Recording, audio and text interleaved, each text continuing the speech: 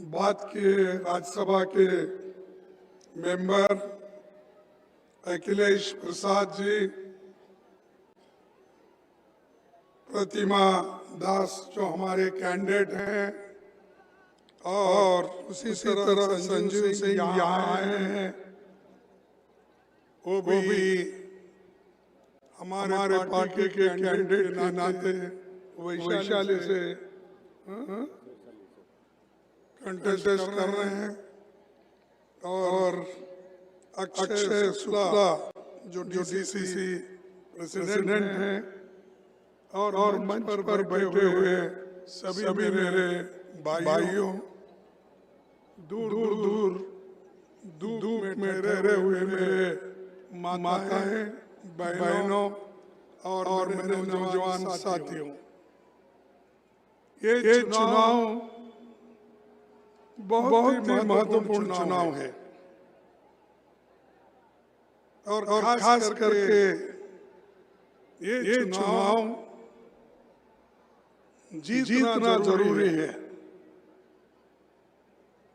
ये हमारा दुर्भाग्य है कि कैंडिडेट गठबंधन में ही दो हो गए हैं। लेकिन मैं आपको ये कहना चाहता हूं, मैं आपको ये कहना चाहता हूं, देश को अगर आगे बढ़ाना है, चुनाव जीतना है, तो आप कांग्रेस पार्टी के उम्मीदवार को हाथ के निशान को वोट देकर जिताइए। ये इसलिए जरूरी है, अगर कांग्रेस पार्टी ज्यादा से ज्यादा वोट से नहीं जीतेगी तो इसका नुकसान गठबंधन को होगा और बीजेपी को इसका फायदा होगा। मैं इसलिए आपसे अपील करने आया हूं। हालांकि यहाँ पर जो आना था उससे पहले मैंने देखा समाचार मिला कि लोग ज्यादा नहीं है, तो ये कैंसिल करना किसी ने कहा। तो मैंने कहा देखो भाई, मेरी आदत है, मैं 55 से लड़ते हुए आया हूं, और एक रहे तो भी लड़ूंगा, 10 रहे तो भी लड़ूंगा, 10 लाख लोग रहे तो भी लड़ूंगा। मैं ऐसे एक कुटुंब से आया हूं जो निजाम के राज में एक छोटी सी उनकी पार्टी थी, रज़ाकार के लोग थे। मैं उनको दोष नहीं देना चाहता हूं, लेकिन एक मुहिम उठा, उस मुहिम में हमारा गल जला दी, और उस घर में मेरी माँ मर गई, मेरा भाई मर गया, मेरी बहन मर गई, मेरी चाचा मर गए। सिर्फ मेरे कुटुंब में सिर्फ दो लोग बचे। एक मेरे पिताजी जो खेत में काम कर रहे थे, और एक मैं ऐसा झाड़ के नीचे खेल रहा था। तो हमने घर चलने के बाद और बर्बाद होने के बाद घूमते रहे। हमारे चाचा एक मिलिट्री में थे, पूना में, खड़खड़ी में। तो हमने ये सोचा कि हमारा चाचा के पास जाएंगे, लेकिन आजादी के वक्त हमारे चाचा वॉलंटरी रिटायरमेंट लेके वो गुलबर्गा चले गए। हम दूसरे गाड़ी से पुनः पहुंच गए तो वहां वो नहीं थे। तो हम परेशान हो गए। घर में ही माँ नहीं, बहन नहीं, चाचा नहीं, भाई नहीं, कोई नहीं। इस स्थिति में जाना कहाँ। हम गुलबर्गा गए। गुलबर्गा में एक टेक्सटाइल मिल थी। तब बहुत दिन के बाद हमारे पिताजी को वहाँ नौकरी मिली।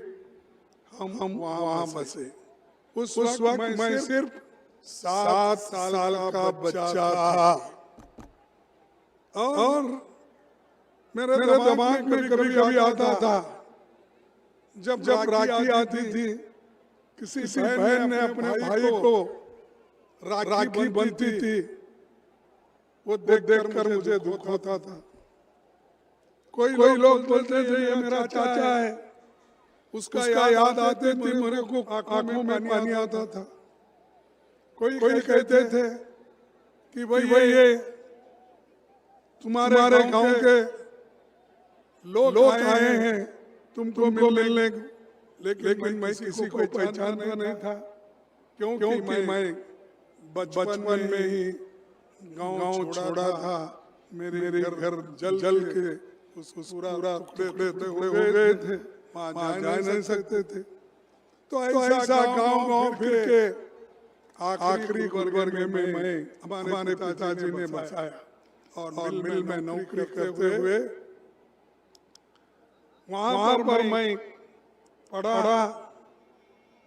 फिर ग्रेजुएट भी बना, वकालत की डिग्री भी लिया।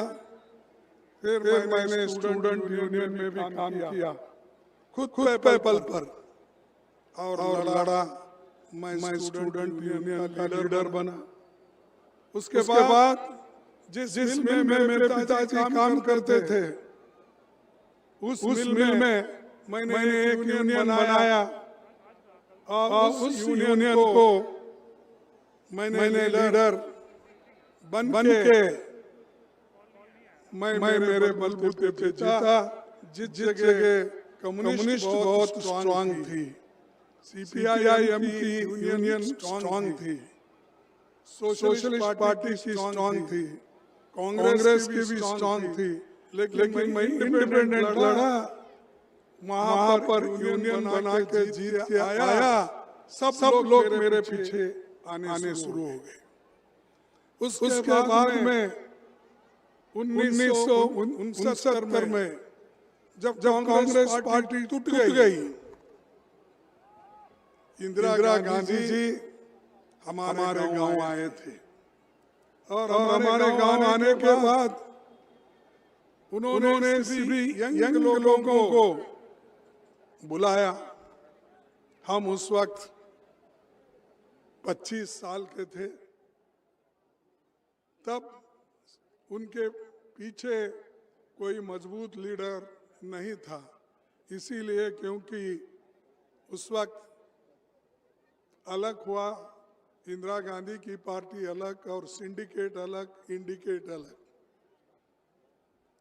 तब आते ही मुझे जब इंदिरा गांधी जी का दर्शन हुआ, तब उन्होंने कहा हमारे वहाँ के DCC प्रेसिडेंट को, अरे देखो भाई ये बच्चा बहुत एक्टिव दिख रहा है, इसको तुम ब्लॉक कांग्रेस कमेटी का अध्यक्ष बनाओ। तो इंदिरा गांधी जी ने मुझे 1969 में ब्लॉक प्रेसिडेंट बनाया।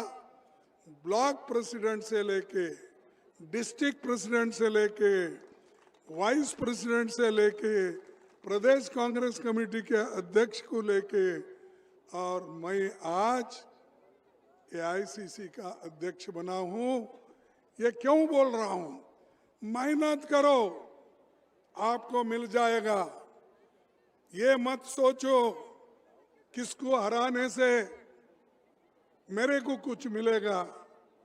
और मायूस मत हो जाओ। अगर रोती रहेगी, डरती रहेगी, लोग डराते रहेंगे। हिम्मत से काम लेना, क्योंकि जब तक, क्योंकि आजकल शेड्यूल कास्ट को तो हर लोग डराते हैं, हर जगह डराते हैं। वो तो खासकर अब तो बीजेपी की गवर्नमेंट में और हमारे नीतीश के गवर्नमेंट में तो कोई उसका यही नहीं कि परवाह नहीं, क्योंकि वो सिर्फ कुर्सी को देखते हैं। कुर्सी के लालच में वो सोशलिस्ट पार्टी को भूल गए, कर्पूरी ठाकुर को भूल गए, लोहिया को भूल गए। कुर्सी पकड़े, उसी के ऊपर बैठे हैं, उसी को छोड़ना नहीं चाहते। कहाँ है उनके दिमाग में गरीब लोग? कहाँ है उनके दिमाग में पिछड़े लोग, अति पिछड़े लोग? अगर आपके दिमाग में वो होता तो आप बीजेपी के साथ कभी नहीं जाते थे।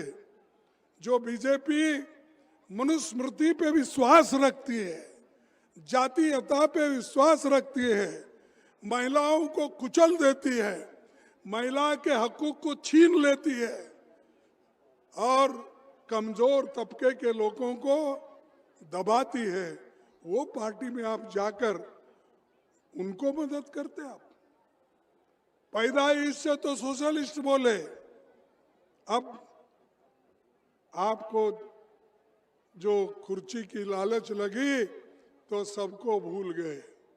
तो इसीलिए होशियार रहना जरूरी है। आप गरीब हो सकते हो, लेकिन अपने स्वाभिमान को मत भूलना। स्वाभिमान को अगर भूलेंगे खत्म हो जाएंगे। और बाबा साहब अंबेडकर ने यह कहा है कि डेमोक्रेसी में, लोकतंत्र में हम लोग डेमोक्रेसी को लेके चलना है और सामाजिक न्याय पाना है। जब सामाजिक न्याय नहीं पाएंगे तब हमको कुछ भी नहीं मिलेगा। लोग आते हैं, तारीफ करते हैं, चले जाते हैं, लेकिन अपने को देश भी देखना है, समाज भी देखना है और पार्टी भी देखना है और सब मिलके काम करना भी। तो मैं ये चाहता हूं, ये भूमि तो भगवान बुद्ध की भूमि है, ये भूमि महावीर की भूमि है, ये भूमि गुरु गोविंद सिंह की भूमि है। महात्मा गांधी जी की जो यात्रा निकली बिहार से ही निकली, इसीलिए बिहार ये पवित्र स्थान है हिंदुस्तान में। कोई लड़ने वाले लड़ते हैं और मेरे ताजुब इस बात का हुआ जब यहाँ पर मोदी साहब घूम रहे, बहुत घूम रहे, जैसा कि उनके बच्चे की शादी है या बेटे की शादी है वैसा घूम रहे। अरे बाबा, म्युनिसिपालिटी में तुम ही घूमते हो, तालुका बोर्ड की तालुका पंचायत इलेक्शन में तुम घूमते हो, जिला पंचायत में, कॉरपोरेशन में, एमएलए इलेक्शन में, एमपी इलेक्शन में, कहाँ कहाँ जाएंगे आप? क्या सभी लोग हर दम ये मोदी को देख के वोट दो? कितने बार देखना भाई? म्युनिसिपालिटी में तुम्हारी सूरत देखी, कॉरपोरेशन में तुम्हारी सूरत देखी, एमएलए में तुम्हारी सूरत देखी, एमपी इलेक्शन में तुम्हारी, फिर भी मेरी सूरत देख के मुझे दो। तुम्हारी सूरत तो रोज टीवी में देखते ही है, तुम्हारी 56 इंच की छाती भी हम उसी में देखते हैं। लेकिन यही मोदी साहब गरीब के तरफ नहीं देखे, सिर्फ उनके दिमाग में चुनाव चुनाव चुनाव चुनाव ही है। या तो चुनाव के दिन सब जगह फिरते हैं, या तो बाहर घूमते रहते हैं, विदेशों में घूमते हैं। कोई ऐसा प्राइम मिनिस्टर विदेश में इतना घूमा मैं नहीं देखा। मेरे को अब मैं 13 बार इलेक्शन जीता हूं, मैं कोई इलेक्शन हारा नहीं। 1972 से लेकर अब तक मैं जिंदा हूं। 19 में इन्होंने बहुत कुतंत्र किया, खैर सोनिया गांधी जी के आशीर्वाद से फिर मैं उठ के खड़ा हुआ। आज मैं फिर अपोजिशन पार्टी का लीडर राज्यसभा में हूं, कांग्रेस अध्यक्ष राज्यसभा में हूं। क्यों ये बातें बोल रहा हूं? अरे हिम्मत रखना, ये लड़ना है हमको, भागना नहीं है। अगर आप भागेंगे, लोग तो तैयार है आपको भगाने के लिए। लड़ो, लड़ते रहो, और लड़े तो ही आपको कुछ मिलने वाला है। इसीलिए बाबा साहब अंबेडकर ने कहा, पढ़ो, विद्या हासिल करो और संघर्ष करते रहो। एजुकेट, ऑर्गेनाइज, एजिटेट, ये 3 बातें उन्होंने बोली, वो ध्यान में रखो, बाकी का कुछ नहीं है। ये 3 रख के आप आगे कदम बढ़ाओ। इसलिए भाइयों, मैं आपसे यही निवेदन करूंगा कि अब आकर वही बोलते हैं कि भैया जंगल राज है, वो राज, कितने बार बोलेंगे भाई? शाह आता है, जंगल राज को हटाओ, मोदी आते हैं, अब जंगल राज खत्म। अरे 20 साल से तो नीतीश साहब यहाँ हुकूमत कर रहे हैं और आप उनके साथ हो। 20 साल में आपको जंगल राज खत्म करने को नहीं हुआ? 70,000 तो उन्होंने अपने लोगों में बांटा, और अरे वो तो वो तो CAG की रिपोर्ट है, 70,800 रुपए वो तो खा लिए उनके लोग। जब उनके लोग खाते हैं वो अच्छा लगता है। गलती से अगर कोई छोटी मोटी गलती हो गई तो उनको हमेशा गालियां देते, इतना गालियां देते हैं। अरे 20-25 साल से आप गालियां दे रहे, गालियां दे दे के वोट ले रहे। आपको इतना भी समझ में नहीं आता, आपके गालियों के बावजूद आरजेडी, कांग्रेस यहां चुन के आ रही है। और मैं ये भी आपसे विनती करूंगा कि 20 साल अपने शासन में जो हमारे नीतीश साहब काम नहीं कर सके, आज करेंगे फिर। और दूसरी चीज, बिहार का विकास करूंगा। ये कब से बोल रहे भाई आप? 2005 से लेकर आप 15 तक तो बोले विकसित भारत। कहाँ है विकसित भारत? अब जाके वो मोदी के गोद में बैठे और मोदी इनको खिला रहा है। इनको चीफ मिनिस्टर नहीं बनाने वाला है, ये आप लिख लो।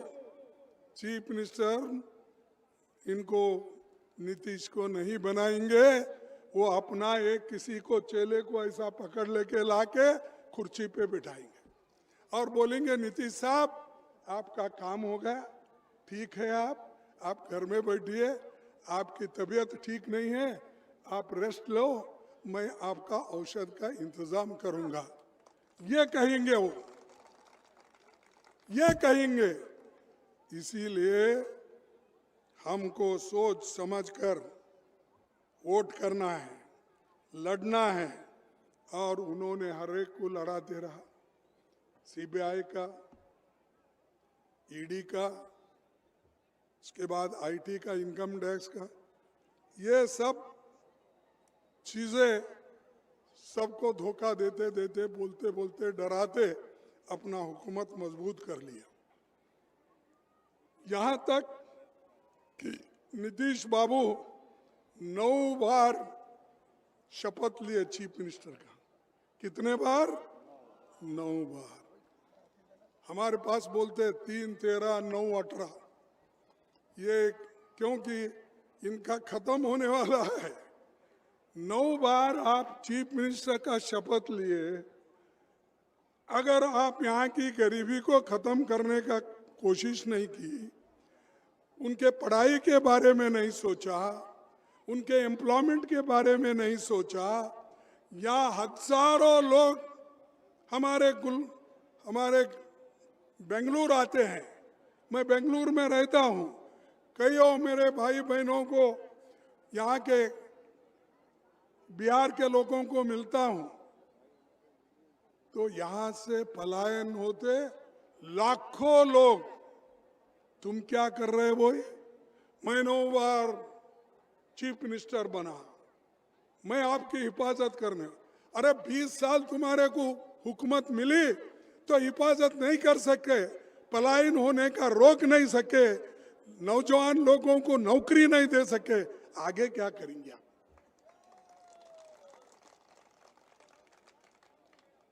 भाइयों, मैं सबसे, मेरी पार्टी सबके लिए है, एससी के लिए, एसटी के लिए है, ओबीसी के लिए है, अपर कास्ट के लिए है, सबके लिए है। क्योंकि हम संविधान में जो बाबा साहब अम्बेडकर ने दिया है वो सब कुछ हम सबको बांटना चाहते हैं। हम किसी एक के घर में रखना नहीं चाहते, वो सबको देना चाहते हैं। और वो एक काम कांग्रेस ही कर सकती है, कोई और पार्टी नहीं कर सकती। इसीलिए पंडित जवाहरलाल नेहरू जी बहुत बड़ा योगदान इस देश को दिया, सबको दिया। लेकिन जिसके पास अब हुकूमत आई, मोदी साहब 13.5 साल गुजरात में चीफ मिनिस्टर रहे, अब 12 साल से प्रधानमंत्री बन के रहे। जो आदमी अपने गुजरात को सुधार नहीं सकता, जो आदमी 20 साल से यहाँ हुकूमत में है, वो बिहार को सुधार नहीं सकता, फिर ऐसे आदमी को फिर आप टेस्ट करके अपना वोट देंगे? आपको कोई भी आके कहने दो, आप यही कहना चाहिए कि हम मिसेस दास को वोट देंगे, हाथ को वोट देंगे। क्योंकि चंद लोग यहाँ वहाँ खुसफुस करते हैं, हम तुम एक है भाई, उसूलों से एक है। जब व्यक्ति का परिचय होता है, जब व्यक्ति के काम का परिचय होता है, जब व्यक्ति के लिए वोट डालने का है, वो तो आपके सामने खड़ी है। और जो काम करने वालों को और पूछने वाले लोग हैं, कांग्रेस पार्टी उनको पूछती है क्यों काम नहीं किए, राहुल गांधी जी पूछते हैं, सोनिया गांधी जी पूछते हैं कि पार्टी के लिए काम करो, हमारे कार्यक्रम के लिए काम करो। गरीबों के लिए सोनिया गांधी ने बहुत से कार्यक्रम दिए, इंदिरा गांधी ने तो इतना काम दिया, 10 पॉइंट प्रोग्राम दिया, 20 पॉइंट प्रोग्राम दिया। जब यहाँ पर शेड्यूल कास्ट के ऊपर अत्याचार हुआ था, इमरजेंसी के पहले, उस वक्त उन्होंने हाथी पे चढ़ के उस गांव को गए थे, बेलची। अरे ऐसे लोग त्यागी हमारे पास है। इस देश के लिए गांधी जी गोलियां खाए, मर चुके, उसको मारने वाले कौन? मारने वाले यही लोग, आरएसएस के लोग, बीजेपी के प्रोत्साहन से। मैं नहीं बोल रहा हूं, ये तो वल्लभ भाई पटेल ने अपने भाषण में कहा है कि गांधी जी के मौत के लिए कौन जिम्मेदार है? तो जन भड़काऊ लोग जिम्मेदार है। इसीलिए उन्होंने आरएसएस को बैन किया था। भाइयों, ग्लास। भाइयों, मैं इसीलिए आपको ये कह रहा हूं कि हमको लड़ना है, और खास करके जो महिला काम करते आ रही है उसको आप सम्मान देकर चुन के लाइए।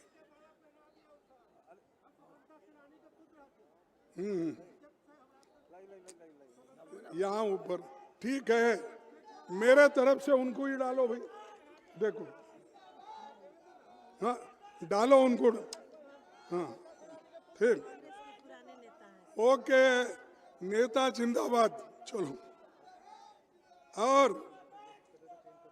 और देश की चिंता, मोदी जी को देश की चिंता नहीं है। आज हमारी हालत क्या है? इस देश के 5% लोग, उनके पास 60% दौलत है, और 50% लोगों के पास, गरीबों के पास सिर्फ 3% दौलत है। आप ही सोचिए, मोदी साहब इसके बारे में कभी सोचे? मोदी साहब कभी इसके बारे में बैठ के बात किए हैं?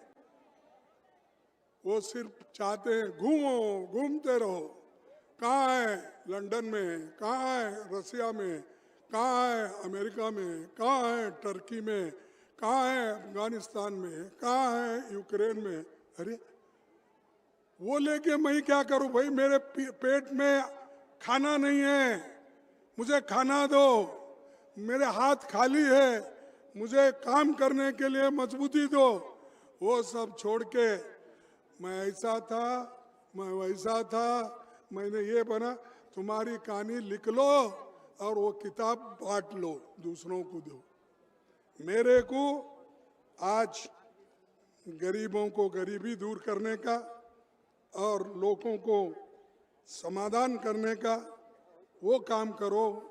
नहीं, आपने एक तरफ तो लॉकडाउन किया, नोटबंदी की, ये सब खराब, देश पूरा खराब करके रखे हैं। उसके अलावा आपने अब हिंदुस्तान में 50 लाख गवर्नमेंट की जगह खाली है। सेंट्रल गवर्नमेंट विश्वविद्यालयों में, कॉलेजेस में, टीचर्स में, सब अगर आप गिनती करेंगे 50 लाख के ऊपर नौकरी है, खाली है। वो भर्ती करो ना। मोदी साहब आपके हाथ में है। और यहाँ आकर बोलते हैं हर साल मैं 1 करोड़ नौकरी अब देंगे। वायदा किया ना? हाँ, किया क्या नहीं? 5 साल में 1 करोड़ 1 करोड़ नौकरी देने का आपने कहा। पहले तो आपने बोला था हर आदमी, हर युवाओं को मैं एम्प्लॉयमेंट दूंगा और 2-2 करोड़ नौकरी दूंगा। दिया 2 करोड़ नौकरियां। और आपने ये कहा 15 लाख रुपए काला धन लाके तुम्हारे जेब में डालूंगा। मिला आपको? अरे मिला होगा, क्योंकि मोदी कभी झूठ बोलते हैं? झूठ बोलते हैं उन्होंने? बोले झूठ तो बोले उन्होंने 15 लाख, 2 करोड़, सब। देखो, ऐसे झूठे लोगों को वोट मत दो। आप सभी लोग एक होकर कांग्रेस पार्टी को जिताओ, और कांग्रेस पार्टी जीतने के बाद हम हमारा जो भी काम है, हम पहले से जो उसूलों पे काम करते आए हैं, उनको आप देखना चाहिए। और यहाँ तो गरीबी है, इसको भी आप निकालना चाहिए, और नौजवानों को नौकरी देना चाहिए, और सब लोग एक होकर ये चुनाव जीतना चाहिए। इसीलिए सिर्फ ये लोग जंगल राज बोलने से कुछ होने वाला नहीं है। ये खुद ऐसा ही बोलते आ रहे हैं, खुद जंगल राज में है वो। इसीलिए भाइयों, मेरा एक ही लक्ष्य है कि गरीबों को हम लोग सब मिलके जिताना, मजबूती देना, एक होकर आगे बढ़ना, ये बात मैं आपको कहूँगा। और ख़ास करके एक बात मैं आपसे कहकर अपने भाषण को ख़त्म करूँगा। एक, खैर आप तो बहुत जानते हैं क्योंकि बिहार के लोग तो मशहूर है कि ये कहावतें बोलने में और बहुत से जुमले बोलने में, अच्छे कविता बोलने में, लेकिन मैं आपके सामने एक ही शायरी बोल के अपने भाषण को ख़त्म करता हूँ। झूठ के मेले में क्या है? झूठ के मेले में सच अकेला पड़ गया। झूठ के मेले में सच अकेला पड़ गया।